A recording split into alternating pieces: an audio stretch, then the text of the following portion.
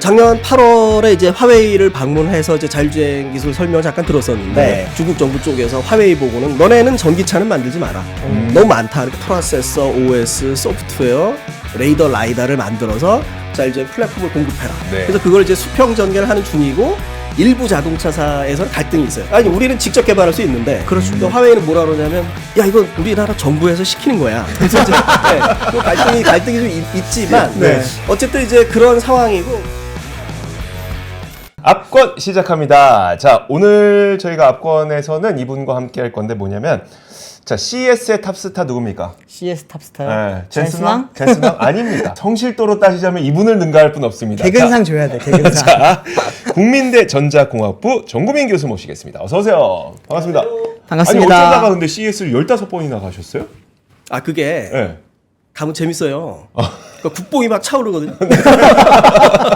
삼성, LG, 현대 잘하는 모습들, 스타트업 잘하는 모습들. 그래서 아 우리가 기술력이 앞서 있구나 이것도 느끼고 그러면서 이제 다른 나라는 뭐 하나 좀 보고 네. 그래서 상당히 재밌었습니다. 아 그러면 가장 처음 갔을 때, 그러니까 네네네. 처음 CES의 가장 첫인상 뭐였었어요? 그러니까 이번 거 말고 네, 그냥 네, 네. 인생 CES 첫인상. 처음 갔을 때는 그냥 가전이 많구나. LG, 삼성이 많구나. 뭐 이런 것도. 그래서 제가 예전에 기사에서 기억나는 게 뭐가 있냐면 미국 기사가 아니 왜 우리가 돈을 들여서 대한민국의 삼성, LG를 홍보해주지? 이런 네. 기사가 있었어요. 오. 네.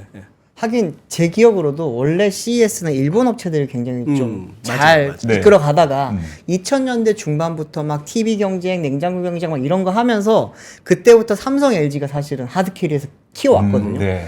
그때부터 아마 가셨죠. 그쵸. 그럼 이번 CES. 예.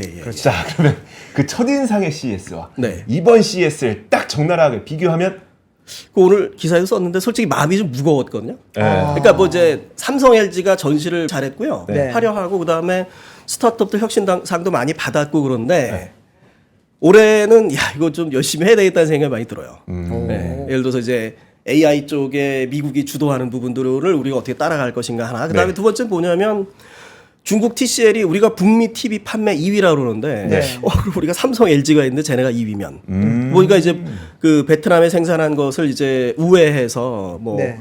그 관세 장벽을 넘는다 그러는데 네. 뭐 그런 측면들 그다음에 디지털 헬스나 의료 규제 측면들 그러니까 외국에서 이제 디지털 헬스 발전해 나가는 우리는 어떻게 할 거냐 그다음에 자동차 쪽도 현대가 나왔으면 했는데 안 나왔잖아요. 네. 그쵸. 근데 중국에 이제 지커 장성 나왔단 말이에요. 네. 그러니까 그런 부분들 뭐 여러 부분들이 좀 올해 열심히 해야 되겠다. 다들 잘 버텼으면 좋겠습니다.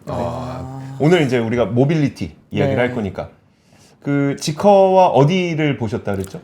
중국이 이제 지커랑 장성이 나왔고요. 네. 독일에서는 BMW만 나왔어요. 벤츠, 폭스바겐은 안 나왔거든요. 예, 이제 그런 상황들이 좀 있습니다. 그거 왜 안 나왔었어요? 그러니까 이제 우리가 작년에 자동차 시장을 좀 보면 좋은데요. 네. 네. 그러니까 보통은 이제 독일 자동차 3사가 중국 시장에서 전체 판매량의 3분의 1을 팔았는데 네. 중국이 갑자기 이제 토종 자동차 점유율이 올라가는 거죠. 그래서 2023년 7월에 최초로 50%를 넘었는데 네.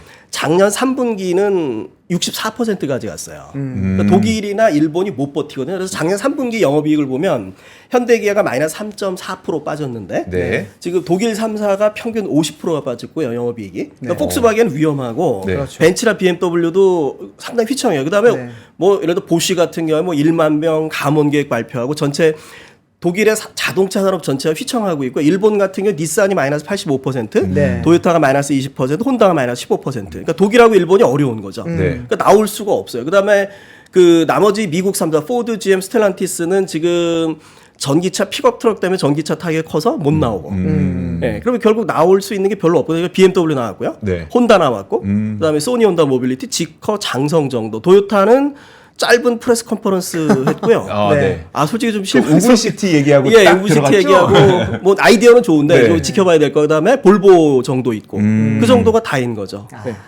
저도 이제 2000년대 후반, 2010년대 후반이죠. 그때 네. 한창 자율주행 이야기 나오고 모빌리티 이야기 나올 때 그때 한창 CES를 많이 갔거든요. 근데 그때 가면은 방금 말씀하셨던 업체가 다 나와 있었어요. 독일 업체 다 나와 있고 네. 그리고 일본 업체 다 나와 있고요. 닛산도 나와 있었어요. 그때는. 그리고 현대기아 나와 있고 그럼 거기서는 기술 테크 트렌드를 가지고 서로 이제 매년 싸우는 거예요. 그러다 2018년도 정도부터는 사실상 이제 도요타가 조금은 씹어 먹었죠. 뭐 그때 이제 그 이팔레트 내놓고 우분 시티 내놓고 네, 이러면서 그때부터 사실 이제 다시 일본 차에 테크가 돌아오는구나. 네. 그리고 이제 막 독일 업체들은 그때 디젤 게이트의 그 아픔을 어떻게든 조금 만회하려고 커넥티드 카라든지 자율주행 쪽으로 굉장히 힘을 실었는데 네. 지금은 이제 못 나오는 거는 중국에서 장사가 안 되니까 중국 장사 안 되는 게 중국 시장에만 영향을 미치는 게 아니에요. 그 회사 자체에 재무적으로 굉장히 안 좋아지다 보니까 CES 비싸잖아요. 그래서 못 나가는 거죠, 사실. CES 부스 하나 만드는데 수십억에서 수백억 들어요. 네. 엄청 비싸요, 거기. 그러니까 못 나가는 거죠. 벤츠가 안 나온 게 상당히 상징적이죠. 벤츠가 안 나온 게. 네, 벤츠가 안 나온 게. 그러니까 이제 뭘 해야 되냐면 사실은 작년 말에 벤츠가 뭘 내놨어야 되냐면 그러니까 IA 2024, 그러니까 독일 모빌리티 쇼 2023년에 주제가 뭐냐면 테슬라를 넘는 전기차 자율주행 SUV를 독일 3사가 언제 내놓을 거냐. 그래서 이제 벤츠가 2024년, BMW가 2025년, 폭스바겐이 2026년인데 폭스바겐은 이미 그거에 대해서 늦어진다라고 얘기를 했고요. 네. 벤츠도 작년 말에 나와야 되는 차량이 아직 안 나왔어요. 네. 아직 안 나왔고 원래 CES에 발표를 했어야 되는데 발표 못 했으니까 상황이 안 좋다는 얘기고 BMW만 이제 올해 연말에 상용화될 그 노이에 클래스 기반의 자동차 하나 전시했고. 네. 뉴클래스. 그쵸, 영어로는 뉴클래스, 뉴클래스. 노예 클래스. 아, 이거 노예 클래스라고 하니까 뭔가 고급스럽네요. 아 이게 독일어. 거기 BMW 입장에서는 그 차가 굉장히 중요할 겁니다. 예전에 BMW가 벤츠한테 많이 뒤질 때 그때 네. 이제 지금의 BMW를 만들어준 게 노이에 클라스라고 하는 차고 그게 사실 지금의 5 시리즈의 네. 사실은 원형이에요.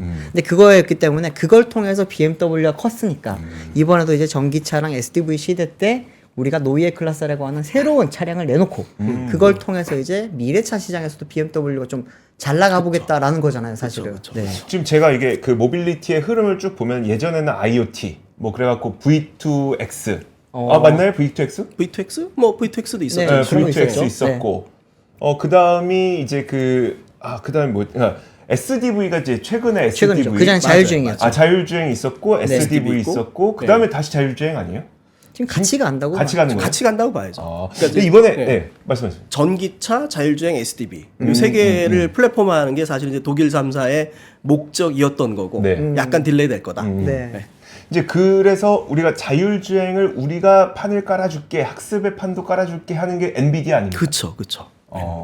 이번에 엔비디아 발표를 좀 어떻게 보셨어요? 엔비디아 우리의 젠승황 CEO님께서 네. 좀 쉬운 얘기를 풀어줬으면은 이제 좋은데 네. 너무 어려웠거든요. 그러니까 그거를 그 쭉 히스토리를 모르는 분들은 되게 어려운데 근데 네. 그래도 어쨌든 뭐냐면 지금 GTC 2024에서 발표했던 블랙웰이 있었고 네. 네. 그 블랙웰을 이제 가지고 제품을 쭉 만들어 갈 거고 기존의 애치백보다 가성비가 좋은 엠브링크 71을 보급해서 서버 시장에서 우리가 좀 공급을 할 때 니네 받아라 이거고 우리한테는 이제 그 HBM이 많이 들어가니까 하이닉스한테 뭐 좋지 않을까? 근데 그렇죠. 굳이 하이닉스 얘기 안 하고 마이크론을 얘기하는 분들은 이제 그 엔비디아 입장에서는 네. 하이닉스를 마이크론하고 삼성하고 견제하고 싶은 거고. 네. 그럴 수 있죠. 그래도 어쨌든 뭐 지금 네. 기존 나오는 게 80기가에서 한 192기가로 느니까 HBM은 많이 들어가지 않을까? 뭐 이런 부분들 하나 있고요. 그다음에 코스모스 월드 파운데이션 모델이라는 게 어떤 자율주행이나 로봇을 위해서 액션을 만들어주겠다. 네. 예, 상당히 이제 좋은 부분이고,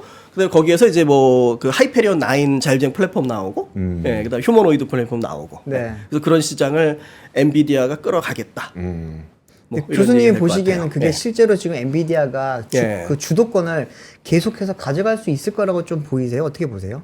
그 AI 쪽이 아니면 자율주행 쪽이요. 네.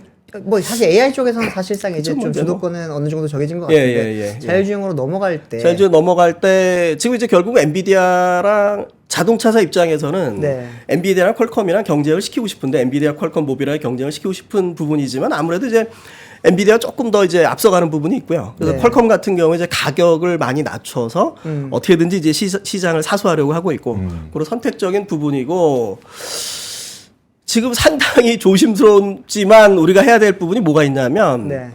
그래서 엔비디아 프로세서를 자율주행 차 쪽에 누가 많이 써라고 하는 부분인데 예. 이건 엔비디아 공식 발표거든요. 네. 중국이 많이 써요.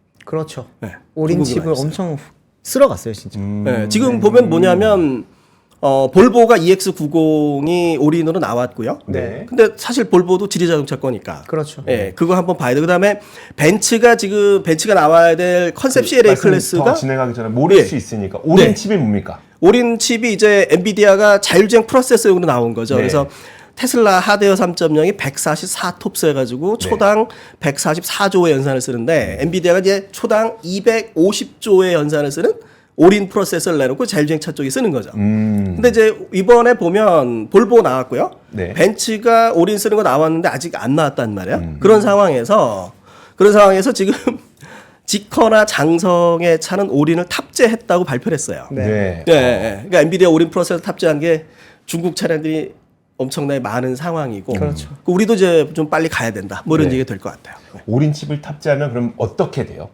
그러니까 뭐 이제 차가 어떻게 돼요? 그 막 변신하진 않고. 그렇죠. 이제 고성능 AI를 쓸 수가 있는 거죠. 뭐 영상 인식이건 이런 부분에서 기존에는 어떤 그 저사양 프로세서에 라이다로 객체 인식한 걸 집어넣는데 네. 이제 고사양 프로세서에서 영상 처리가 가능한 이런 부분으로 좀 볼 수 있을 것 같습니다. 그러면 그 자율주행도 데이터의 학습을 통해서 다음 자신의 자율주행을 해야 되는 거잖아요. 네, 네, 네. 그럼 오린 칩은 차량 내에서 데이터의 프로세스만 하는 거예요? 아니면 학습까지 하게 되는 거예요? 아무래도 말씀하신 거 학습은 서버에서 할 거고 학습은 오린 서버에서 할 프로세서 거고? 주로 이제 추론 쪽, 네, 추론 쪽 결과를 내는. 네. 서버와 그 학습을 하는 거는 젠슨왕이 우리가 코스모스를 깔아줄게. 여기서 학습해.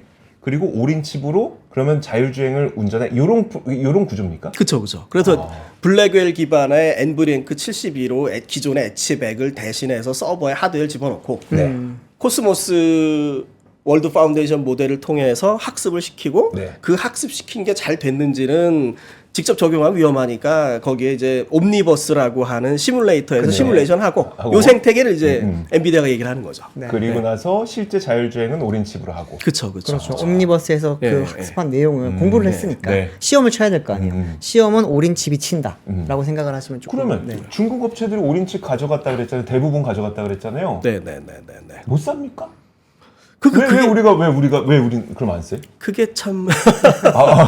그러니까 우리나라도 이제 하고 있는데 네. 어쨌든 양산을 중국 업체들이 빨리 갔다 이거죠. 중국이 빨리 갔고 그다음에 사실 숨어 있는 얘기가 뭐가 있냐면 작년 GTC 2024에서 보면 네. 네. 오린 다음에 토르가 있단 말이야. 맞어요. 네. 토르를 2025년에 양산을 시작을 할 거다라고 GTC 2024에 엔비디아 얘기했고요. 네. 대부분 업체들이 또 중국 차량이에요. 거기 네. BYD도 있고. 그렇죠. 오. 네, 그러니까 이게 열심히 네. 해야 됩니다.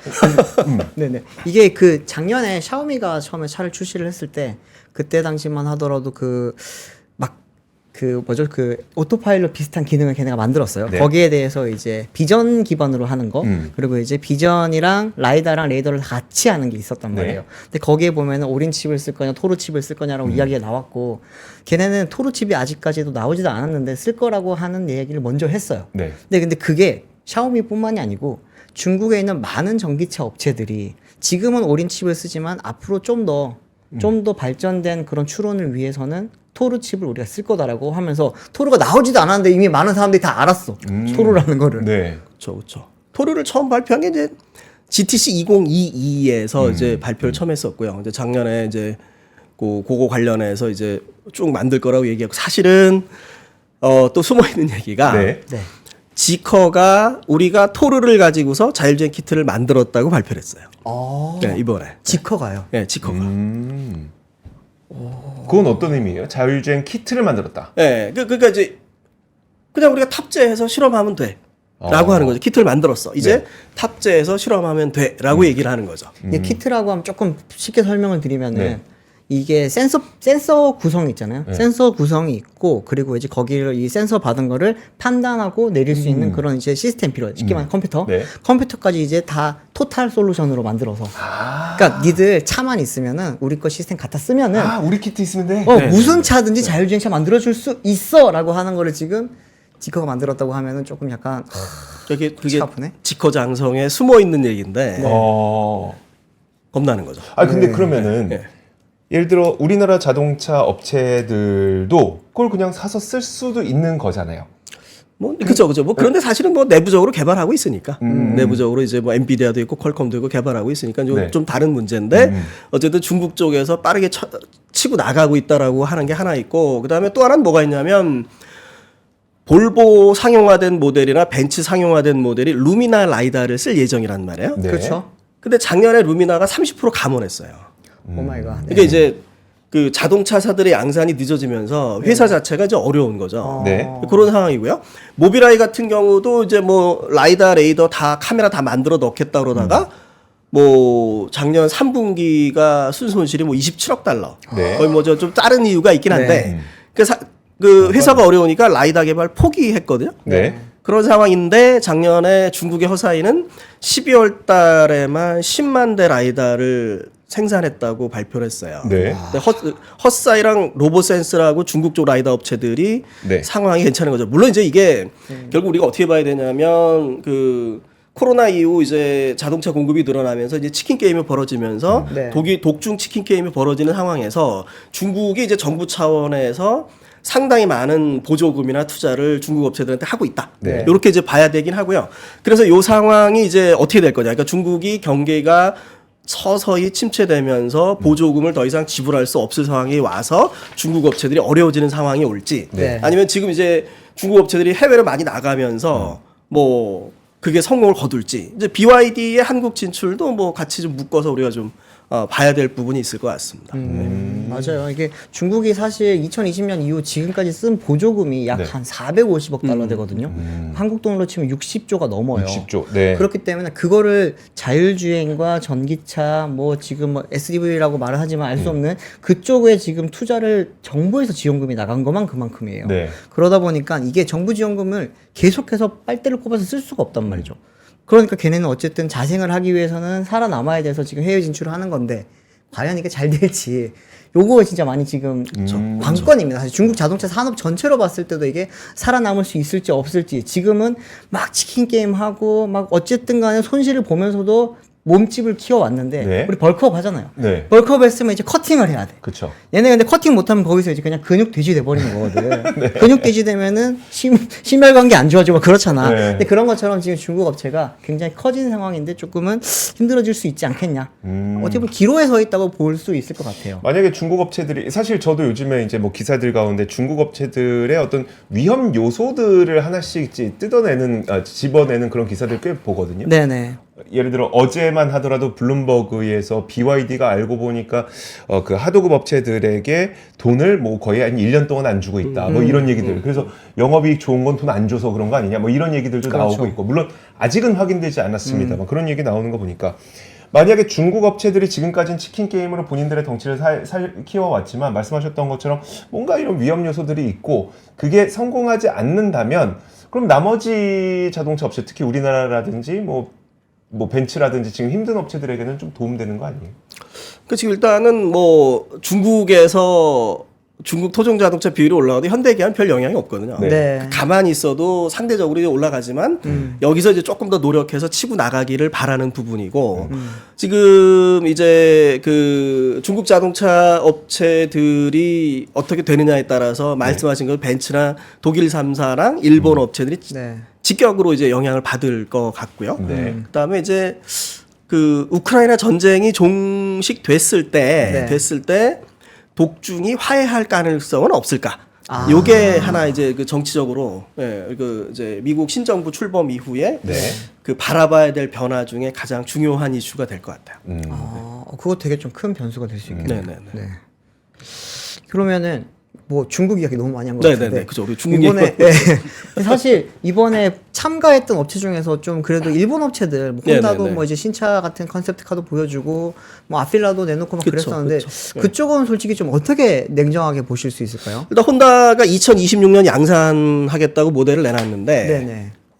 잘 만들었어요. 잘 만들었고 사실 디자인이 상당히 파격적이거든요. 네. 과연 일본 업체가 저 디자인을 내놓을까 상당히 궁금하긴 한데 네. 근데 거기에 이제 이슈가 하나 있는 게 또 3분기 얘기 또 나오는데 그러니까 닛산이 마이너스 85% 가면서 일본 정부 주도로 지금 닛산, 혼다가 닛산, 미쯔비시를 합병하는 네. 형태인데 네. 이거가 분명히 혼다한테는 부담이죠. 엄청 부담이죠. 예, 그래서 아마 2026년에 못 나올 가능성이 높을 것 같아요.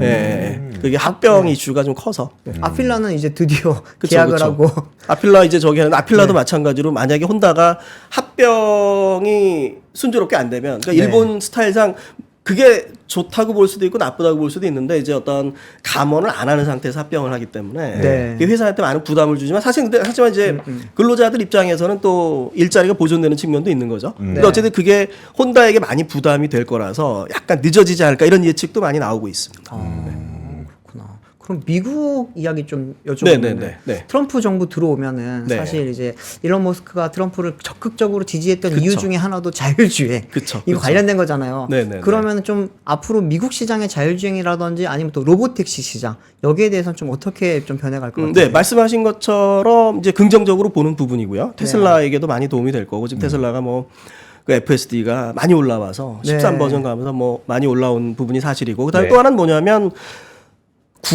구글 자체가 상황이 괜찮거든요. 그러니까 제미나이 2.0 평가가 괜찮고 예전에 바드 나왔을 때는 뭐 AI가 막 이래 그랬는데 제미나이 2.0은 평가가 좋고 AI 에이전트 평가 좋고 그러면서 구글이 자금 흐름이 좋아요. 그래서 50억 달러를 작년에 웨이모에 추가 투자를 했고 네. 그래서 그 웨이모가 그 다음에 뭐 도시 늘리면 LA도 하면서 도시 늘리면서 일본도 진출했단 말이에요. 맞아요. 그래서 웨이모가 많이 늘릴 것 같다 이런 네. 부분이고 그 다음에 죽스도 지금 이제 투자 얘기가 많이 나오고 네, 이런 부분이고 그다음에 재미난 부분 뭐가 있냐면 이제 웨이모 아이오닉 5 자율주행차가 있는 것처럼 네. 기사에 나온 거죠. 죽스도 이제 현대차 쪽에 우리 차도 좀 만들어줄 수 없어?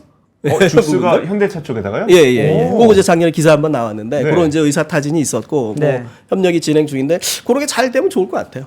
저 그냥 되게 쓸데없는 질문이긴 네, 한데 네, 네, 네. 현대차가 뭔가 그 자율주행 차로 개조하기가 좋은 플랫폼이에요? 그래서 아니 여기 기분 좋아서 기분 좋아서. 예. 그죠. 좋은 지적이시거든요. 그래서 네. 지금 그 전에 제기어 썼었잖아요. 맞아요. 제기어 랜드로버 쓰고 이제 네. 지커 쓰다가 사실 이제 웨이모 거는 어떤 게 있냐면 웨이모가 작년에 6세대를 내놨는데 그걸 지커로 만들었더니 미국 언론들이 비판을 하는 거죠. 지금 이 미중 무역 분쟁의 상황에서 너네가 왜 중국 차로 만드느냐 바꿔라. 네. 이제 거기에 이제 현대하고의 협력이 있어서 이제 맞물려 들어간 게 하나 있고 그 다음에 이제 그 사실 자동차사가 적극적으로 나서서 파운드리하기 쉽지 않은데 그렇죠. 현대차가 이 선언을 했고 근데 이제 죽스 쪽에는 죽스 차량 보면은 좀 파격적이잖아요. 네. 네, 그래서 현대 쪽에서 네. 이걸 만들어 주면 이제 초기 투자비는 많이 들어가지만 다양한 자율주행차랑 협력할 수 있는 기반이 될 거고 초기 투자비가 좀 아까우면은 그렇게는 못 만들 수 있지 않을까 싶은데 이제 뭐 현대도 이제 PBB도 있고 그러니까 충분히 이제 고려해 볼 만한 상황일 것 같습니다. 갑자기 그러니까. 기아의 그 PV5랑 PV7 요런 거를 기반으로 하는 네. 죽스의 자율주행차 그렇죠. 죽스의 자율주행차. 요런 걸 좀 기대를 해볼 만할 네. 것 같긴 하네요. 아 이거 진짜. 뭔가 달기 좋구나. 아 이게 제가 몇 번 말했잖아요. 현대차 지금 네. EGMP 플랫폼 괜찮아요. EM 플랫폼도 괜찮고 나중에 나올 ES 플랫폼이라고 하는 게 괜찮아요. 네. 요게 지금 뭐 최근에 망한 이제 뭐 카누라든지 그리고 이제 그 리막이라든지 여기서 기술을 좋은 걸 다 빼왔어. 네. 다 학습을 한 거야. 학습을 해서 추론을 굉장히 잘하고 있다고 보면 되는 거예요, 지금. 현대가 되게 어려운 사실 선택을 한 거예요. 예전부터 이제 정의선 회장이 모빌리티 서비스 솔루션 서비스 업체가 되겠다라고 했던 게 되게 어려운 말인데 쉽게 말하면 방금 말씀하셨던 파운드리 사업을 이제는 좀 강화를 하겠다라고 한 거거든요. 근데 그 차업체들 되게 싫어하잖아, 사실은. 그렇죠. 주도권을 뺏기는 거랑 그러니까, 같은 네, 느낌이니까. 근데 이제 현대 같은 경우에 이제 그 스마트 팩토리 쪽 기술들 생산 기술을 또 같이 가지고 있어서 네. 뭐 FCM직스 같은 어떤 뭐 최첨단 생산 시절 테스트 베드 이런 것도 있고 그러니까 뭐 그런 부분에서 또 이제 그 차 자체와 제조의 기술이 합쳐지면서 이제 어떤 그 자동차 파운드리를 진출할 수 있다 이렇게도 좀 볼 수가 있습니다. 근데 저는 하나 아쉬운 게 네. 중국차를 보면서 아 이거 중국차 부럽다고 얘기하면 진짜 말도 안 되는 뭐 정말 큰 욕을 먹겠지만 중국차는 특히 화웨이 OS를 기반으로 한 SDV가 되고 있다는 거. 이거 전 세계 어느 기업도 못 하고 있는 거잖아요. 저는 이 부분이 되게 아쉽거든요. 그러니까 우리나라도 그렇고 다른 기업들도 그렇고 이 SDV와 관련해서는 좀 어떻게 바라보세요?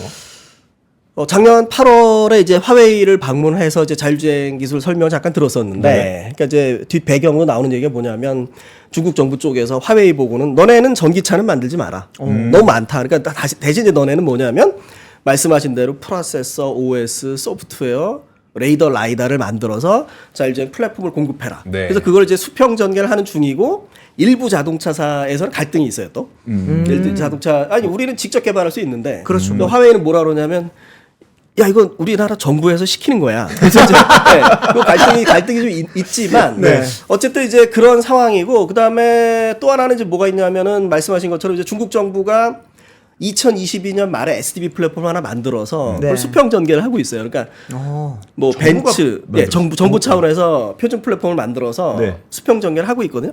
그것도 또 하나 좀 이슈가 되는 부분이죠. 근데 SDV가 되려면 사실 이렇게 그 막 제가 상상하는 거는 핸드폰 OS랑도 맞아 떨어져야 될 것 같거든요. 근데 중국 정부가 만드는 거는 폰은 없을 거예요. 아, 그러니까 이제 뭐 이게 SDB가 보통 보면 이제 차량 제어 쪽에 클래식 오토사 있고요. 그다음에 이제 스마트폰 안드로이드가 그냥 들어가거든요. 안드로이드 오토모티브가 들어가고 그다음에 이제 어댑티브 오토사에서 자율주행 쪽 세 개 플랫폼인데 이제 클래식 오토사하고 어댑티브 오토사를 표준화해서 내리는 거죠. 그리고 이제 인포테인먼트는 안드로이드가 이제 물음표니까 거기에 이제 화웨이가 만든 OS 집어넣던가 아니면 안드로이드를 넣을 수도 있고. 요즘에 이제 많은 분들이 생각을 할 때 테슬라를 딱 기본적으로 생각을 하다 보니까 OS는 하나의 OS에서 그러니까, 모든 걸 구동시킨다고 생각을 하는데 보통 이제 그 제어 쪽에 그 제어 쪽에서 활동하는 OS와 이제 IVI라고 해서 이제 인포테인먼트라든지 다른 추가적인 역할을 하는 OS를 보통 듀얼로 심어 놓거든요. 근데 이제 여기서 이제 AAOS를 쓸 거냐 아니면 다 AAOS를 쓸 거냐. AAOS는 안드로이드 오토모티브 OS. 그걸 쓸 거냐 아니면 자체를 좀 끼워 넣을 거냐. 요거에 지금 관계인데 중국 입장 같은 경우에는 정부 차원에서 야, 개발해. 써. 화웨이한테도 니들 이거 해. 써. 라고 하니까 어떻게 보면 굉장히 좀 불합리해 보이긴 하는데 결과론적으로 봤을 때는 그게 지금 먹힌 것 같아요, 사실. 그래서 예를 들어서 이제 화웨이가 라이다 개발하겠다 그런 게 2020년이거든요. 근데 우한 연구소에 10만 명 때려 넣겠다는 정도로 10만 명 양산이 나오는 건데 그래서 예를 들어서 우리도 이제 그 SOS 랩이나 스마트 레이더 시스템 같은 우리 코스닥 상장 업체들, 자율주행 센서 업체들한테도 좀 관심을 가질 필요가 있을 것 같습니다. 맞아요. 그 회사들도 잘하거든요, 사실. 우리나라에 라이더 만드는 회사 있다는 거 잘 몰라요. 근데 SOS 랩 같은 경우에는 정말 괜찮은 성능이 나오는 라이더를 만들고 있고. 혁신상도 받았고 이번에. 매년 CS 나가죠, 그렇죠? 그렇죠. 혁신 하나 받아. 스마트 레이더 시스템도 뭐 이제 뭐 스쿨버스 얘기, 드론 얘기 해가지고 스토리가 좀 있으니까 그런 데서 좀 성과가 잘 났으면 좋겠고. 맞아요. 우리나라 사람들이 사실 한국 기업을 조금 평가절하를 많이 하죠. 왜 그럴까요? 제가 현대차 이야기 할 때마다 많은 분들이 오늘도 시작된 류 기자의 현대차 칭찬 타임 말씀을 많이 하시는데 칭찬할 만하니까 하는 거고 제가 또 쓴소리도 많이 하잖아요. 그럼요. 그러니까 못하는 건 못한다고 해야죠, 사실. 이번에 CES에서 그 모빌리티와 관련해서 사실 우리는 인공지능 관련해서는 SK 하이닉스와 그다음에 엔비디아를 제외하고는 딱히 커다란 혁신을 발견하지 못했어요. 특히 소비자 단에서는. 왜냐면 보여줄 수 있는 게 아무것도 없으니까. 그런데 모빌리티 부분에서는 혹시 좀 진일보된 모습이 보였습니까? 아니면 모빌리티도 마찬가지로? 진일보된 모습이 나왔죠. 그래요? 그러니까 작년에 보면은 이제 LLM을 집어넣는 게 나왔는데 저도 가끔 요새 챗GPT 켜가지고 차량 연결해서 대화하면서 운전하는 경우가 있는데 그러니까 지금 작년에 보면은 이제 독일 3사하고 현대가 같은 얘기를 했었어요. LLM 부분에. 근데 이제 폭스바겐이 챗GPT를 집어넣었고요. 이번에 전시에 나온 건 이제 아마존 LLM을 BMW에 넣은 거죠. 드디어 넣었구나. 그래서 그게 시끄럽고 뭐 네트워크 이슈 있고 그러니까 본전 시장에서는 안 하고 베네시안에서 아마존 전 시장에서 시연을 했어요. 가서 봤는데 한 2번 가봤는데 사람들이 많으니까 네트워크가 끊기긴 하지만 그 관람객들이 상당히 좀 많은 관심을 표하더라고요. 어떤 부분이 조금 눈에 뭐 예를 들어서 그냥 그 기존에는 정해져 있는 명령어만 되는데 아무 얘기나 던져도 답이 나오니까. 근데 자동차에다가 말을 걸 일이 뭐가 있어요? 너무 무식한 질문인가요? 자동차에 왜 말을 걸어요? 그렇죠. 왜 말을 걸어야 되지? 자동차에 왜 말을 걸어요? 그러니까 심심하니까? 그런 거 있잖아요. 운전을 하다가 갑자기 내가 초보 운전자야. 초보 운전자면은 앞만 보고 가기 급급하단 말이에요. 그런데 문을 열어야 돼. 너무 지금 누가 방구를 꼈어, 옆에서. 창문을 열어서 빨리 냄새를 보내야 돼. 근데 나는 지금 이 왼손을 옆에 누를 정신이 없어. 그럴 때 헤이 구글 아니면 뭐 헤이 기아 이런 거 불러가지고 야 창문 좀 내려줘 이러면은 내리고 그리고 이제 뭐 몇 도로 맞춰서 이런 거 어렵잖아요. 네네. 예를 들어 야 섭씨 23도로 맞춰 이것보다 야 덥다 온도 좀 낮춰봐 이러면은 알아서 내리고 이런 걸 지금 쉽게 말하면 옛날에는 자연어라고 하는 이야기가 네네. 많았잖아요. 그런 걸 구현하는 걸 많이 하는데 그런 것뿐만이 아니라 이제는 좀 뭔가 실질적으로 차에 이제 우리가 제어 쪽의 영역까지도 좀 이제 할 수 있게 예를 들면은 에이다스 맞춰서 가다가 네. 너무 느린 것 같아. 야 시속 한 80km까지만 올려봐. 이러면은 속도를 올리고. 근데 그런 거 이제 그리고 가다가 제가 목적지를 파크온을 치고 왔어요. 네. 출근하다가. 근데 갑자기 배가 고파. 맥도날드를 가고 싶은데 나는 내비게이션을 칠 정신이 없어. 위험하죠. 네. 그런 말을 해가지고 야 회사 가는 길인데 맥도날드 잠깐만 들렸다 가자라고 하면은 사람이 알아듣듯이 알아듣고 갈 수 있게 한다는 내비게이션 게 경로가 실시간으로 변한다든지. 그렇죠. 경지 추가를 해준다. 이런 거 하겠다는 게 사실 작년에 아마존이 선보였던 네. 선보였다기보다는 약간 좀 비전을 선포했던 이야기인데 그게 이번에 구현이 그쵸. 됐다는 양산이 돼서 작년에 모델이 하나 나온 거죠. 거. DX3, 더 X3에 이제 탑재돼서 한 모델. 그 교수님이 보시기에도 네. 이런 미래라고 보이시는 거예요?